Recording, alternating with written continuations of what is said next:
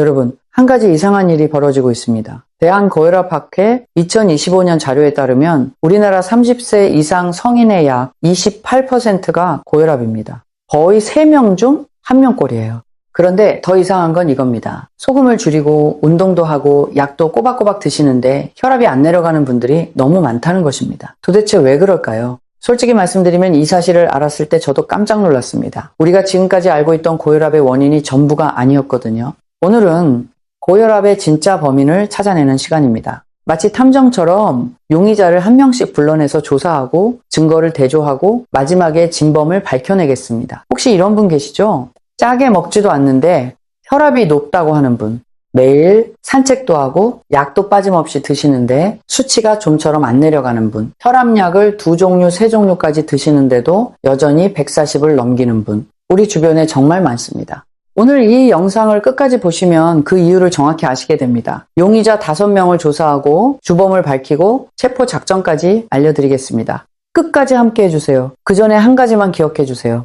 오늘 나오는 내용 중에는 지금까지 알고 계시던 것과 다른 이야기도 있을 수 있습니다. 상식이라고 생각했던 것이 사실은 아닐 수도 있다는 뜻이에요. 열린 마음으로 들어주시면 감사하겠습니다. 오늘 이야기를 들으시면 3가지를 얻으시게 됩니다. 첫째, 왜 소금을 줄여도 혈압이 안 내려가는지 그 비밀을 아시게 됩니다. 둘째, 병원에서도 잘 알려주지 않는 고혈압의 숨은 원인을 배우시게 됩니다. 셋째, 오늘부터 바로 실천할 수 있는 구체적인 방법들을 가져가시게 됩니다. 자, 그러면 수사를 시작하겠습니다. 첫 번째 용의자부터 취조실로 불러오죠. 첫 번째 용의자는 소금입니다. 소금이 혈압을 올린다는 것, 이건 모르시는 분이 안 계시죠. 병원에 가시면 가장 먼저 듣는 말이 짜게 드시지 마세요 입니다. 맞는 말이에요. 하지만 여기서 대부분의 분들이 놓치고 있는 아주 중요한 사실이 하나 있습니다. 어떻게 설명드리면 좋을까요? 쉽게 말씀드려 보겠습니다. 소금을 줄이기만 하면 혈압이 알아서 내려갈까요? 소금, 정확히 말하면 나트륨만 줄인다고 해서 혈압이 자동으로 내려가는 것은 아닙니다. 2024년에서 2025년 사이에 발표된 국제 가이드라인에 아주 중요한 내용이 새로 추가되었거든요. 나트륨 하나만 볼 것이 아니라 나트륨과 칼륨의 비율을 함께 봐야 한다는 것입니다. 나트륨 대 칼륨 비율이라고 하는데요. 이 비율이 나트륨 단독보다 혈압에 훨씬 더 강력한 영향을 미친다는 사실이 이번 가이드라인에 공식 반영되었습니다. 이해가 잘 안 되실 수 있으니까 비율을 하나 들어드리겠습니다. 우리 몸속 혈관을 집 안의 수도관이라고 생각해 보세요. 나트륨은 수도관 안에 물을 가둬두는 역할을 합니다. 물이 많아지면 당연히 수도관 안의 압력이 올라가겠죠? 이것이 바로 혈압이 올라가는 원리입니다. 그런데 칼륨은 정반대 역할을 합니다. 칼륨은 수도관에서 물을 빼주는 배수 밸브예요. 나트륨이 물을 잡아두면 칼륨이 그 물을 우리 몸 밖으로 내보내줍니다. 이 원리를 아시면 답이 보입니다. 수도관의 압력을 낮추려면 물을 적게 넣는 것도 중요하지만 배수 밸브가 제대로 작동하는 것이 더 중요하겠죠? 나트륨을 줄이는 것도 필요하지만 칼륨을 충분히 섭취해서 배출 기능을 활성화하는 것이 핵심입니다. 그러면 여기서 질문 하나 드리겠습니다. 세계보건기구에서 권고하는 나트륨 대 칼륨의 적정 비율이 얼마인지 아세요? 1대1입니다. 나트륨과 칼륨을 같은 비율로 섭취해야 한다는 뜻이에요. 그런데 여러분, 우리나라 사람들의 실제 비율이 얼마인지 아세요? 국민건강영양조사 자료에 따르면 한국인의 나트륨 대 칼륨 비율은 남성이 3.0 2대1, 여성이 2.7 8대1이에요. 권장 비율의 거의 3배에 달합니다. 이건 참 정말 놀랍고도 심각한 수치입니다. 나트륨 대 칼륨 비율이 높으면 어떤 일이 벌어질까요? 관련 연구에서 이 비율이 높은 여성은 고혈압 위험이 최대 21%까지 올라간다는 결과가 나왔습니다. 남성도 10% 정도 위험이 증가하고요. 소금을 아무리 열심히 줄여도 칼륨이 부족하면 혈압은 안 내려가는 겁니다. 이것이 첫 번째 용의자 소금에 대한 수사 결과입니다. 소금 자체가 단독범이 아니라 소금과 칼륨의 불균형이 진짜 공범이었던 것이죠. 그렇다면 칼륨은 어디서 섭취할 수 있을까요? 멀리 갈 필요 없습니다. 우리 전통 음식에 답이 있어요. 미역, 시금치, 고구마, 바나나, 감자 같은 것들이 칼륨이 풍부한 대표적인 음식입니다. 특히 미역국은 나트륨도 있지만 동시에 칼륨도 아주 풍부해요. 우리 어머니 할머니들이 산후조리에 미역국을 꼭 끓여 드셨잖아요. 그 지혜에는 과학적 근거가 있었던 겁니다. 그런데 여기서 안타까운 역설이 벌어지고 있어요. 많은 분들이 나트륨을 피하겠다고 미역국도 안 드시고 된장국도 거르고 계시거든요. 이렇게 하시면 오히려 칼륨 섭취까지 같이 줄어들어서 나트륨 대 칼륨 비율이 더 나빠집니다. 소금을 피하려다가 혈압을 악화시키는 역효과가 나는 거예요. 참 아이러니하죠. 구체적인 예를 하나 들어드릴게요. 아침에 토스트와 커피를 드시는 분이 계시다고 합시다. 빵에는 나트륨이 꽤 들어있는데 칼륨은 거의 없습니다. 커피도 마찬가지예요. 나트륨만 올라가고 칼륨은 보충이 안 되는 식사인 거죠. 반면에 같은 아침이라도 밥에 미역국, 시금치나물, 김을 곁들여 드시면 어떻게 될까요?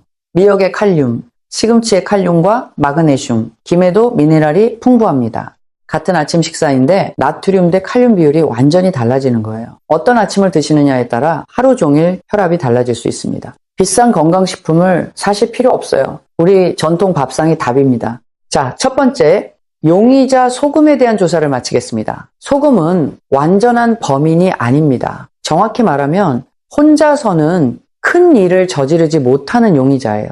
칼륨이라는 보호자가 함께 있으면 소금의 해악은 크게 줄어듭니다. 여기까지 이해가 되셨나요? 참 하나 더 말씀드릴 것이 있는데요. 최근 가이드라인에서 칼륨 보충을 공식 권고 항목으로 추가했다고 말씀드렸잖아요. 이것과 함께 주목받고 있는 식단이 있습니다. 외국에서 개발된 것인데 고혈압을 예방하고 치료하기 위해 만들어진 식단이에요. 과일, 채소, 통곡물, 저지방 유제품을 중심으로 먹는 방식인데요. 이 식단만 따라도 수축기 혈압이 8에서 14mm 수은주까지 내려간다는 연구 결과가 있습니다. 여기에 저염식까지 병행하면 효과가 더 커지고요. 그런데 사실 이 원리를 보면 우리 전통 밥상과 크게 다르지 않아요. 나물 반찬, 여러 가지의 생선구이, 된장국, 김치, 잡곡밥, 이것이 바로 균형 잡힌 식사의 원형이거든요. 우리 할머니들이 차려주시던 밥상이 이미 과학적으로 완벽한 구성이었던 겁니다. 문제는 현대인들이 이 좋은 밥상을 버리고 빵, 라면, 배달 음식으로 대체하고 있다는 것이에요. 다시 우리 전통 밥상으로 돌아가는 것, 그것이 가장 확실한 혈압 관리 방법입니다. 구체적으로 어떤 밥상이 좋은지 알려드리겠습니다. 잡곡밥에 된장국 또는 미역국, 시금치나물, 멸치볶음, 두부조림, 김치, 이 구성이 나트륨도 적절하고 칼륨도 풍부하고 마그네슘도 들어있는 거의 완벽한 혈압관리 식단이에요. 여기에 식후과일로 바나나나 사과를 드시면 금상첨화입니다. 이런 밥상은 밖에서 사 먹는 것보다 훨씬 저렴하고 건강합니다. 우리 어머니들이 매일 차려주시던 그 밥상, 그것이 최고의 혈압 관리식이었던 거예요. 두 번째 용의자를 불러오겠습니다. 두 번째 용의자는 스트레스입니다. 여러분 요즘 스트레스 많이 받으시죠? 자식들 걱정, 건강 걱정, 경제적인 걱정. 우리 세대는 평생 고생하며 살아왔습니다. 젊었을 때는 가족을 먹여 살리느라 내 건강은 뒤로 밀어놓았어요. 그 스트레스가 고스란히 몸에 쌓여 있는 것입니다. 스트레스를 받으면 우리 몸에서 코르티솔이라는 호르몬이 분비됩니다. 이 호르몬이 어떤 역할을 하느냐면 혈관을 수축시키고 신장 박동을 빠르게 만들어요. 당연히 혈압이 올라가겠죠? 코르티솔이 지속적으로 높으면 더 큰 문제가 생깁니다. 혈관벽이 두꺼워지고 딱딱해져요. 새호수는 말랑말랑하고 유연하잖아요. 물이 잘 흐르죠. 그런데 오래 사용하고 자꾸 꺾어놓으면 딱딱해지면서 잘 구부러지지 않게 됩니다. 물도 잘 안 통하고요. 혈관도 마찬가지입니다. 스트레스를 계속 받으면 혈관이 탄력을 잃고 딱딱해지는 거예요. 그래서 같은 양의 혈액이 지나가더라도 더 높은 압력이 필요하게 됩니다. 이것이 동맥경화의 시작이에요. 마치 고무 호스를 오랫동안 세게 꺾어 놓으면 호스가 그 모양으로 굳어버리는 것과 비슷합니다. 새 호스는 말랑말랑하잖아요. 그런데 오래 사용하고 자꾸 꺾어 놓으면 딱딱해지면서 잘 구부러지지 않게 됩니다. 혈관도 마찬가지예요. 스트레스가 혈관을 늙게 만드는 것입니다. 그런데 여기서 이상한 점이 하나 있습니다. 같은 직장에서 같은 일을 하는 두 분을 생각해 보세요. 한 분은 혈압이 높고 다른 한 분은 정상입니다. 비슷한 스트레스를 받는데 왜 결과가 다를까요? 이것은 스트레스만으로 고혈압을 설명할 수 없다는 뜻이에요. 스트레스는 혈압을 올리는 여러 요인 중 하나이지 혼자서 범행을 저지른 단독범은 아닙니다. 다른 범인들과 합류했을 때 더 위험해지는 공범인 거죠. 그래도 스트레스를 줄이는 것은 분명히 도움이 됩니다. 방법은 생각보다 간단해요. 하루에 3번, 딱 5분씩만 깊은 호흡을 해보세요. 코로 천천히 4초 동안 들이마시고 입으로 6초 동안 내쉬는 것입니다. 이것만으로도 부교감 신경이 자극되어서 코르티솔 수치가 확 내려갑니다. 돈 한 푼 안 들고 어디서든 할 수 있어요. 버스를 기다리면서도 텔레비전을 보시면서도 하실 수 있습니다. 그리고 웃음의 효과도 무시할 수 없습니다. 진심으로 웃으면 코르티솔 수치가 40% 정도 감소한다는 연구도 있어요. 재미있는 영상을 보시거나 친구분들과 즐거운 대화를 나누시는 것, 이런 것들이 다 혈압 관리에 도움이 됩니다. 웃으면서 건강해진다니 이보다 좋은 약이 어디 있겠어요. 그리고 하나 더요. 자연 속에서 시간을 보내는 것도 효과적입니다. 나무가 많은 공원이나 숲에서 20분만 걸어도 코르티솔 수치가 크게 줄어든다는 연구가 있어요. 일본에서는 이것을 의료 방법의 하나로 인정할 정도입니다. 우리나라에도 좋은 산이 많잖아요. 가까운 공원의 나무 아래를 천천히 거니는 것만으로도 혈압에 도움이 됩니다. 그리고 사람들과 연결도 중요합니다. 혼자 있는 시간이 길어지면 스트레스 호르몬이 올라갑니다. 친구분들을 만나서 차 한잔 마시면서 이야기를 나누시는 것, 이것이 생각보다 강력한 혈압 관리법이에요. 우리 세대는 정이 많잖아요. 그 정을 나누면서 건강도 함께 챙기시면 좋겠습니다. 세 번째 용의자로 넘어가겠습니다. 세 번째 용의자는 수면입니다. 여러분, 밤에 잘 주무시나요? 이 질문을 드리는 이유가 있습니다. 수면과 혈압은 우리가 생각하는 것보다 훨씬 깊은 관계가 있거든요. 먼저 질문 하나 드릴게요. 밤에 중간에 깨시는 일이 자주 있으신가요? 화장실 때문에 두세 번씩 일어나시는 분도 많으시죠? 아침에 일어났는데 머리가 무겁고 개운하지 않은 적 있으시죠? 7시간 미만으로 주무시는 분이 얼마나 될까요? 연구에 따르면 수면이 7시간 미만인 사람은 고혈압 발병 위험이 2.4배 높습니다. 수면 중에 우리 몸은 굉장히 중요한 일을 합니다. 하루 동안 받은 스트레스를 회복하고 혈압을 조절하는 호르몬을 분비하고 손상된 혈관을 수리하는 작업을 하거든요. 마치 도로보수공사가 밤에 이루어지는 것과 같아요. 차가 다니지 않는 밤 시간에 도로를 고치잖아요. 우리 몸도 마찬가지입니다. 잠을 자는 동안 혈관 보수 공사를 하는 거예요. 그런데 잠을 충분히 못 자면 이 공사가 제대로 이루어지지 않겠죠. 그래서 혈압이 만성적으로 높아지는 것입니다. 그런데 여기서 정말 중요한 사실을 하나 알려드리겠습니다. 많은 분들이 모르고 계시는 건데요. 수면 부족보다 더 무서운 것이 있습니다. 바로 수면 무호흡증입니다. 잠을 자는 동안 숨이 10초 이상 멈추는 것이에요. 본인은 전혀 모릅니다. 왜냐하면 자고 있을 때 일어나는 일이니까요. 옆에서 자는 가족만 알아요. 코골이가 심하다가 갑자기 조용해지고 잠시 후에 컥컥 소리를 내면서 다시 숨을 쉬기 시작합니다. 혹시 가족 중에 이런 분 계시나요? 아니면 본인이 코골이가 심하다는 이야기를 들으신 적 있으시나요? 낮에 유난히 졸리시거나 아침에 일어나면 두통이 있으신 분도 해당이 될 수 있습니다. 이건 정말 안타까운 이야기인데요. 고혈압 환자의 30%에서 40%가 수면 무호흡증을 함께 가지고 있습니다. 반대로 수면 무호흡증이 있는 분의 절반 정도가 고혈압이에요. 이 두 질환이 서로를 악화시키는 끔찍한 악순환 관계에 있는 것입니다. 왜 그런지 설명드리겠습니다. 잠자는 동안 숨이 멈추면 혈액 속 산소가 줄어듭니다. 뇌에서 이것을 감지하고 비상신호를 보내요. 당장 숨을 쉬어야 하니까 교감신경을 확 자극하는 겁니다. 교감신경이 흥분하면 심장이 빨리 뛰고 혈관이 수축하고 혈압이 확 올라갑니다. 여러분, 놀이공원에서 롤러코스터를 타보신 적 있으시죠?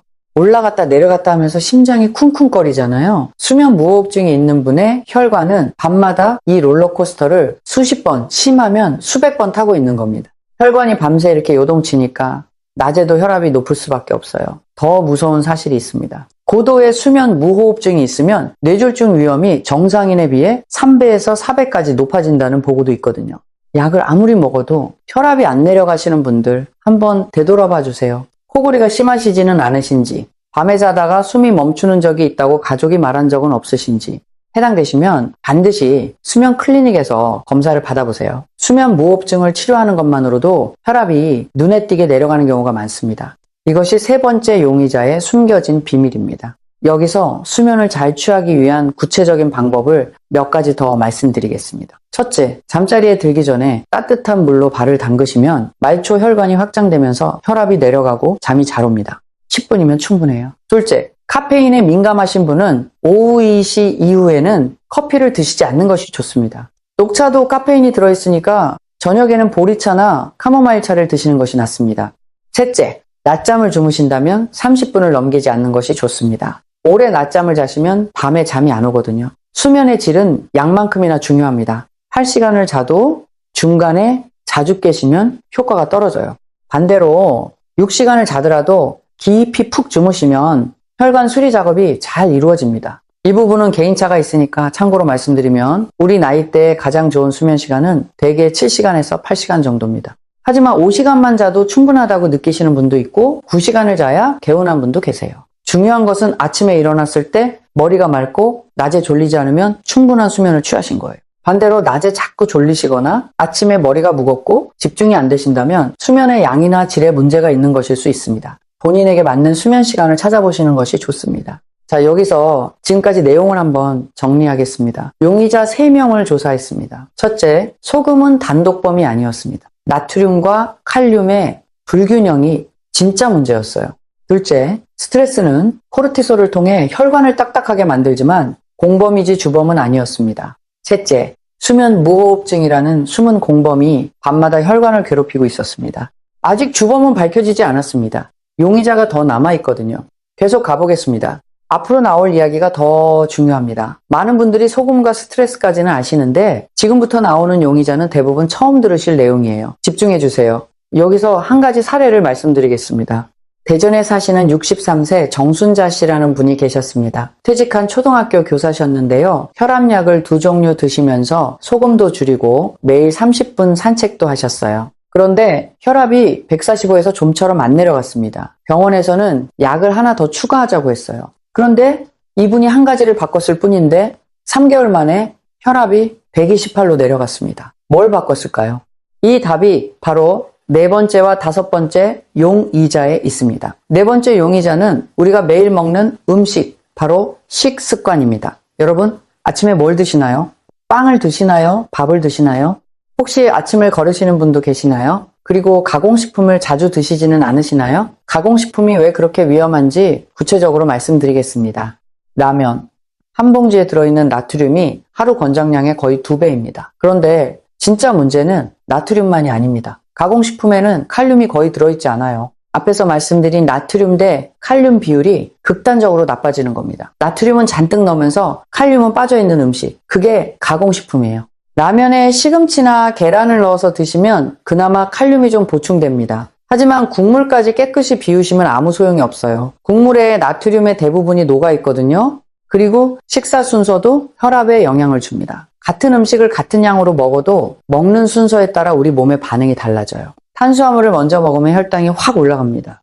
혈당이 급격히 올라가면 인슐린이라는 호르몬이 대량으로 분비되는데 이 인슐린이 혈관에 부담을 줘서 혈압을 높이는 또 다른 경로가 됩니다. 올바른 식사 순서를 알려드리겠습니다. 3가지만 기억하시면 됩니다. 첫째, 물 한 잔을 먼저 마시고 시작하세요. 둘째, 채소를 가장 먼저 드세요. 시금치, 브로콜리, 양배추 뭐든 좋아요. 셋째, 단백질을 드시고 마지막에 밥이나 빵 같은 탄수화물을 드세요. 이 순서를 지킨 사람들은 식후 혈당 상승이 37% 정도 낮았다는 연구 결과가 있습니다. 혈당이 안정되면 혈압도 따라서 안정됩니다. 혹시 식사하실 때 밥부터 먼저 드시나요? 아니면 국부터 먼저 드시나요? 많은 분들이 뜨거운 국을 먼저 한 숟가락 드시고 바로 밥을 드시잖아요. 이 순서를 조금만 바꿔보세요. 국물 대신 나물 반찬을 먼저 2-3젓가락 드시는 거예요. 그 다음 생선이나 두부를 드시고 마지막에 밥을 드시면 됩니다. 처음에는 좀 어색하실 수 있어요. 하지만 며칠만 하시면 금방 익숙해지십니다. 참 외식하실 때도 이 원리를 적용할 수 있어요. 한정식 집에 가시면 반찬이 먼저 나오잖아요. 그 반찬을 먼저 충분히 드신 후에 밥을 드시면 됩니다. 분식집이나 식당에서 밥과 반찬이 동시에 나오더라도 의식적으로 채소 반찬을 먼저 집으시는 겁니다. 이 작은 습관 하나가 혈당 급상승을 막아주고 결과적으로 혈압 안정에 도움이 됩니다. 여기서 또 중요한 소식을 전해드려야겠습니다. 최근 가이드라인에서 새로 추가된 항목이 있어요. 가당 음료를 줄이라는 권고입니다. 달달한 음료수, 시중에 파는 과일 주스, 에너지 음료 같은 것들이요. 설탕이 든 음료가 혈압을 올린다는 과학적 근거가 충분히 쌓이면서 공식 권고 항목에 들어갔습니다. 목이 마르시면 물이나 보리차를 드시는 것이 가장 좋아요. 음주에 대해서도 기존 입장이 바뀌었습니다. 소량의 음주는 괜찮다. 와인 한 잔 정도는 오히려 좋다는 이야기 들어보셨죠? 그런데 최신 가이드라인에서는 절주보다 금주를 더 적극적으로 권고하고 있습니다. 소량이라도 알코올은 혈압에 이로운 점이 없다는 연구 결과가 계속 나오고 있거든요. 이전에 알려진 것과 상당히 다르죠? 의학은 계속 발전하고 새로운 사실이 밝혀지고 있는 것입니다. 자, 네 번째 용의자 식습관도 정리가 되었습니다. 가공식품의 나트륨 과다와 칼륨 부족, 잘못된 식사 순서, 가당 음료, 음주. 이것들이 모두 혈압을 올리는 공범들입니다. 여기서 잠깐 음식과 관련해서 한 가지 더 짚고 넘어가겠습니다. 마그네슘이라는 미네랄을 들어보셨나요? 마그네슘은 혈관을 부드럽게 이완시켜주는 천연 이완제입니다. 뻣뻣하게 굳어있는 혈관을 마사지하듯 풀어주는 역할을 하는 거예요. 그런데 놀라운 사실이 있습니다. 고혈압 환자 10명 중 7명 가까이가 마그네슘이 부족한 상태라는 연구가 있어요. 이것이 약을 먹어도 혈압이 잘 안 내려가는 이유 중 하나일 수 있습니다. 마그네슘이 풍부한 음식은 뭘까요? 아몬드가 대표적입니다. 하루에 한 줌, 대략 20개 정도만 드셔도 마그네슘 보충에 도움이 됩니다.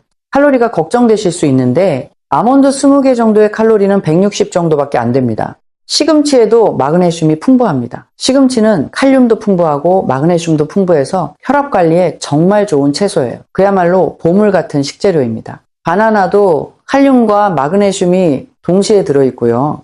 아침에 바나나 하나, 점심이나 저녁에 시금치 나물 한 접시. 이렇게만 하셔도 두 가지 미네랄을 동시에 보충하실 수 있습니다. 이제 다섯 번째이자 마지막 용의자로 넘어가겠습니다. 이 용의자는 최근까지도 거의 주목받지 못했습니다. 대부분의 분들이 처음 들으실 수도 있어요. 바로 장 건강입니다. 장과 혈압이 대체 무슨 상관이 있냐고요. 저도 처음 이 연구를 접했을 때 정말 놀랐습니다. 2024년에 국제심혈관 학술지에 발표된 연구에 따르면 장내 미생물의 균형이 혈압에 직접적인 영향을 미칩니다.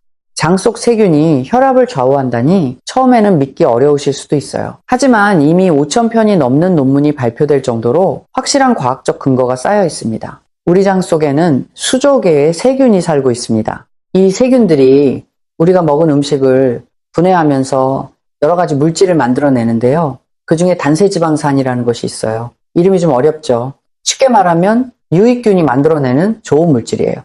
이 물질이 혈관을 부드럽게 이완시키고 혈관벽의 염증을 줄여서 혈압을 낮추는 역할을 합니다. 그런데 장내 세균의 균형이 깨지면 어떻게 될까요? 유해균이 늘어나면 이 좋은 물질이 줄어들고 대신 혈관에 염증을 일으키는 나쁜 물질이 많아집니다. 결과적으로 혈압이 올라가는 것이에요. 실제로 혈압이 잘 조절되지 않는 환자들의 장내 세균을 분석해 보니까 유익균과 유해균의 비율이 정상 혈압인 사람과 확연히 달랐다는 연구 결과가 있습니다. 장 건강이 곧 혈관 건강인 셈이에요. 장을 잘 가꾼 정원에 비유해 보겠습니다. 좋은 정원에는 예쁜 꽃이 피고 나비가 날아오죠. 그런데 정원을 방치하면 잡초가 무성해지고 해충이 들끓습니다. 우리 장도 마찬가지예요. 좋은 거름, 즉 식이섬유와 발효식품을 주면 유익균이 번성합니다. 반대로 나쁜 거름, 즉 가공식품과 설탕을 많이 주면 유해균이 번식해요. 좋은 거름이 뭘까요? 김치, 된장, 청국장, 요구르트 같은 발효식품이에요. 이런 음식들이 유익균의 먹이가 되어서 좋은 세균이 잘 자라도록 도와줍니다. 그리고 식이섬유가 풍부한 채소, 통곡물, 과일도 중요하고요.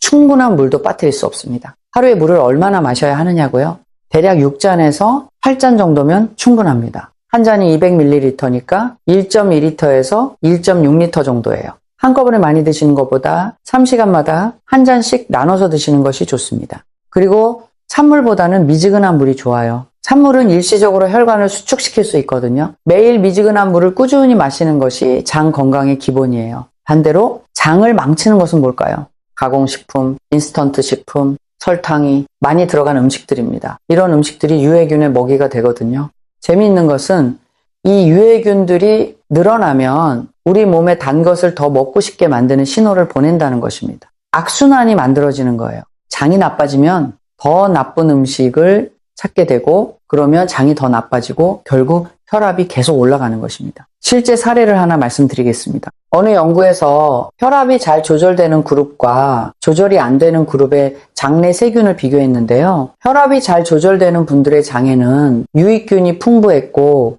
이 유익균들이 만들어내는 좋은 물질의 양도 월등히 많았습니다. 반면에 혈압 조절이 안 되는 분들의 장에는 유해균이 과도하게 많았어요. 결국 장의 세균 구성이 혈압을 조절하는 능력과 직결된다는 것이 확인된 겁니다. 이 연구를 보면서 느낀 것이 있습니다. 그동안 고혈압 치료라고 하면 약을 먹고 소금을 줄이고 운동하는 것만 생각했잖아요. 하지만 앞으로는 장 건강도 반드시 함께 관리해야 한다는 것입니다. 같은 약을 먹어도 장이 건강한 사람은 약효가 더 잘 나타날 수 있다는 연구도 나오고 있거든요. 참 여기서 주의하실 점이 하나 있습니다. 장 건강에 좋다고 해서 유산균 건강기능식품을 무턱대고 드시는 것은 권하지 않습니다. 특히 심장 기능이 약하신 분은 칼륨이 과도하게 쌓일 수 있으니까 반드시 의사 선생님과 상담 후에 결정하시는 것이 안전합니다. 기저질환이 있으시면 먼저 확인하시고 시작하세요. 여러분 여기까지 잘 따라오고 계시죠? 지금까지 5명의 용의자를 모두 조사했습니다. 소금의 불균형, 스트레스, 수면 무호흡, 잘못된 식습관, 장 건강의 파괴. 그런데 이 5 용의자가 따로 움직이고 있는 것이 아닙니다. 서로 손을 잡고 함께 혈압을 올리고 있는 것입니다. 아까 말씀드린 대전의 정순자 씨 기억나시죠? 이분이 바꾼 것이 바로 이겁니다. 매끼 식사에 김치와 된장국을 꼭 챙겨 드시기 시작했고 식사 순서를 채소 먼저로 바꾸셨어요. 그리고 아침마다 바나나 하나, 간식으로 고구마를 드셨습니다. 특별한 건강 보조식품을 사신 것도 아니고 비싼 운동기구를 사신 것도 아닙니다. 그냥 먹는 순서와 먹는 내용을 조금 바꾸신 거예요. 3개월 후에 혈압이 145에서 128로 내려갔습니다. 나트륨 대 칼륨 비율이 개선되고 장내 유익균이 늘어나면서 혈관 염증이 줄어든 것이 원인이었다고 봅니다. 정순자 씨는 이렇게 말씀하셨어요. 이렇게 간단한 건 줄 몰랐다고요. 돈도 안 들고 특별한 노력도 필요 없었다고요. 이제 드디어 주범을 공개하겠습니다. 고혈압의 진짜 주범은 하나가 아닙니다. 나트륨과 칼륨의 불균형, 장내 미생물의 파괴, 수면 무호흡증, 이 3가지가 삼각동맹을 이루고 있는 것이 진짜 주범입니다. 왜 삼각동맹이라고 하느냐면요. 가공식품을 많이 드시면 나트륨이 올라가고 칼륨이 줄어듭니다. 동시에 장내 유익균도 줄어들어요. 장 건강이 나빠지면 혈관에 염증이 생기고 식욕 조절이 안 되면서 체중이 증가합니다. 체중이 늘면 목 주위에 살이 붙으면서 수면 무호흡증 위험이 높아지죠. 수면 무호흡증이 생기면 밤마다 교감신경이 폭발하면서 혈압이 요동칩니다. 혈압이 높으면 혈관이 손상되고 손상된 혈관은 나트륨의 해악에 더 취약해져요. 이렇게 서로가 서로를 악화시키는 악순환의 고리가 만들어지는 것입니다. 그런데 반대로 생각하면 이 고리 중 하나만 끊어도 나머지가 연쇄적으로 좋아질 수 있다는 뜻이기도 합니다. 예를 들어 장 건강을 개선하시면 혈관 염증이 줄어들고 체중이 안정되면서 수면 무호흡증도 줄어들고 수면이 좋아지면 혈압이 내려갑니다. 악순환이 선순환으로 바뀌는 거예요. 그래서 오늘 알려드리는 방법들 중 하나만 잘 실천하셔도 도미노처럼 좋은 변화가 연쇄적으로 일어날 수 있습니다. 이것이 삼각동맹의 약점이에요. 따로 있을 때는 강하지만 하나가 무너지면 나머지도 함께 약해지거든요. 마치 3마리의 늑대가 한 팀으로 사냥하는 것과 비슷해요. 한 마리만 있으면 위협적이지 않을 수 있습니다. 하지만 3마리가 협동하면 먹잇감은 빠져나갈 수 없어요. 고혈압도 마찬가지입니다. 이 삼각동맹을 깨트려야 합니다. 그리고 한 가지 더 꼭 알려드려야 할 것이 있습니다. 이건 정말 중요한 건데요. 고혈압 환자 중에 약을 몇 종류를 드셔도 혈압이 도무지 안 내려가는 분들 계시잖아요. 이런 분들 중 일부는 원발성 알도스테론증이라는 질환이 숨어 있을 수 있습니다. 원발성 알도스테론증이 뭐냐면요. 우리 심장 위에 부신이라는 아주 작은 장기가 있습니다. 이 부신에서 알도스테론이라는 호르몬이 과다하게 분비되는 병이에요. 알도스테론이 하는 일이 뭐냐면 몸에 나트륨을 잡아두고 칼륨을 내보내는 것입니다. 그러니까 아무리 짜게 안 먹어도 소금을 줄여도 몸 안에서 나트륨이 빠져나가지 않는 거예요. 아까 수도관 비유를 했었죠? 이 경우는 배수 밸브 자체가 고장난 거예요. 물을 아무리 적게 넣어도 밸브가 잠겨 있으니까 수도관 안의 압력은 계속 높은 것입니다. 최신 가이드라인에서는 고혈압 환자의 5%에서 10%가 이 질환을 가지고 있을 수 있다고 보고 있습니다. 예전에는 아주 드문 질환이라고 생각했는데 연구가 진행되면서 생각보다 훨씬 많다는 것이 밝혀졌어요. 그래서 이제는 모든 고혈압 환자에게 선별 검사를 권고하고 있습니다. 이전에는 약을 3종류 이상 먹어도 혈압이 안 내려가는 분들에게만 검사했거든요. 범위가 크게 넓어진 것입니다. 약을 여러 종류 드시는데도 혈압이 좀처럼 안 내려가시는 분이 계시다면 다음에 병원 가실 때 담당 의사 선생님께 이 검사에 대해 여쭤보시는 것을 권합니다. 원인을 알면 치료 방법이 완전히 달라질 수 있거든요. 자, 주범의 정체가 밝혀졌습니다. 이제 체포작전에 들어가겠습니다. 다행히 방법이 있습니다. 구체적으로 뭘 해야 하는지 하나씩 알려드릴게요. 중요한 것은 한꺼번에 다 하려고 하시면 안 된다는 겁니다. 너무 많은 것을 한 번에 바꾸려고 하시면 지치셔서 결국 아무것도 못하게 됩니다. 한두 가지만 먼저 골라서 시작하세요. 2주 정도 하셔서 습관이 되면 그 다음 한두 가지를 추가하시는 거예요. 이렇게 하시면 부담 없이 건강한 습관을 하나씩 만들어 나가실 수 있습니다. 어렵지 않습니다. 대부분 집에서 돈 한 푼 안 들이고 오늘 저녁부터 바로 시작하실 수 있는 것들이에요. 첫 번째, 칼륨 보충 식사를 시작하세요. 아침에 바나나 하나, 점심 반찬에 시금치나물, 저녁에 미역국 한 그릇. 이 세 가지만 챙기셔도 하루 칼륨 섭취가 크게 늘어납니다. 간식으로 고구마를 드시는 것도 좋아요. 칼륨과 식이섬유가 동시에 보충됩니다. 두 번째, 식사 순서를 바꾸세요. 물 한 잔을 먼저, 채소를 먼저, 단백질 그 다음, 탄수화물은 마지막에. 밥 먹기 전에 반찬부터 먼저 집어 드시면 되는 거예요. 세 번째, 장 건강을 챙기세요. 김치, 된장국, 청국장을 꾸준히 드시고 설탕 없는 플레인 요구르트를 선택하세요. 맵기, 채소 반찬 두세 가지, 과일 하루 한두 개면 식이섬유도 충분합니다. 네 번째, 수면 환경을 개선하세요. 밤 11시 전에 주무시고 잠들기 1시간 전부터 휴대폰을 내려놓으세요. 코골이가 심하시면 수면 클리닉을 꼭 방문하세요. 수면 무호흡증은 비만과도 관련이 깊어서 체중을 줄이시면 증상이 개선되는 경우도 있습니다. 목 둘레가 두꺼우신 분, 체중이 좀 나가시는 분이라면 더욱 주의가 필요합니다. 60세가 넘으시면 남성의 60%, 여성의 40% 정도가 코골이를 하신다는 통계도 있어요. 코골이 자체가 수면 무호흡증은 아니지만 코골이가 심한 분 중 5%에서 10%는 수면 무호흡증을 동반하고 있다고 합니다. 다섯 번째, 걷기 운동을 하세요. 주 5일, 하루 30분, 옆 사람과 대화할 수 있는 속도면 충분합니다. 이것만으로 혈압약 한 종류의 효과를 볼 수 있습니다. 걸으실 때 한 가지 좋은 방법이 있어요. 나무가 많은 공원이나 산책로를 골라보세요. 자연 속에서 걸으면 운동 효과와 스트레스 해소를 동시에 얻으실 수 있습니다. 비가 오거나 날씨가 안 좋을 때는 집안에서 제자리 걸음이라도 괜찮아요. 중요한 것은 멈추지 않고 꾸준히 하시는 것입니다. 하루 빼먹었다고 포기하지 마세요. 내일 다시 하시면 되니까요. 운동 전후에 미지근한 물을 한 잔씩 드시는 것도 잊지 마세요. 탈수 상태에서 운동하시면 오히려 혈압이 올라갈 수 있거든요. 여섯 번째, 마그네슘이 풍부한 아몬드를 하루 한 줌씩 드세요. 시금치도 마그네슘과 칼륨이 동시에 풍부한 보물 같은 채소입니다. 일곱 번째, 가공식품을 줄이세요. 라면, 국물은 반 이상 남기시고 소시지나 햄 같은 가공육 드시는 횟수를 줄여보세요. 여덟 번째, 체중을 천천히 관리하세요. 한 달에 1kg씩 무리하지 않는 속도로 10kg만 줄여도 약 한 종류의 효과와 같습니다. 아홉 번째, 깊은 호흡과 산책으로 스트레스를 관리하세요. 웃음도 빠뜨리지 마세요. 열 번째, 가정에서 매일 같은 시간에 혈압을 측정하시고 기록해두세요. 이 기록이 약물 조정에 큰 도움이 됩니다. 혈압을 재실 때 몇 가지 주의사항이 있어요. 첫째, 팔 혈압계를 사용하세요. 손가락이나 손목 혈압계는 정확도가 떨어집니다. 둘째, 측정하시기 5분 전에는 카페인이 든 음료를 드시지 마세요. 셋째, 측정 직전에 화장실을 다녀오세요. 방광이 차 있으면 혈압이 높게 나옵니다. 넷째, 편안하게 앉으신 상태에서 팔을 심장 높이에 맞춰서 재세요.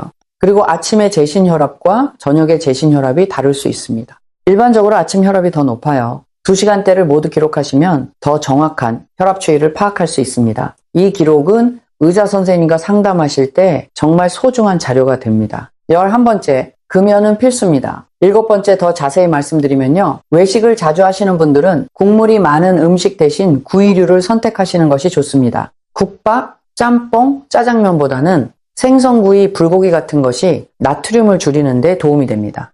집에서 요리하실 때도 소금 대신 양파, 마늘, 생강 같은 천연 양념을 활용하시면 간을 맞추면서도 나트륨 섭취를 줄일 수 있습니다. 체중 관리에 대해서도 좀 더 말씀드리겠습니다. 사실 체중을 줄이는 것이 가장 강력한 비약물 요법 중 하나입니다. 하지만 우리 세대분들이 급격한 다이어트를 하시면 근육이 빠지면서 오히려 건강이 나빠질 수 있어요.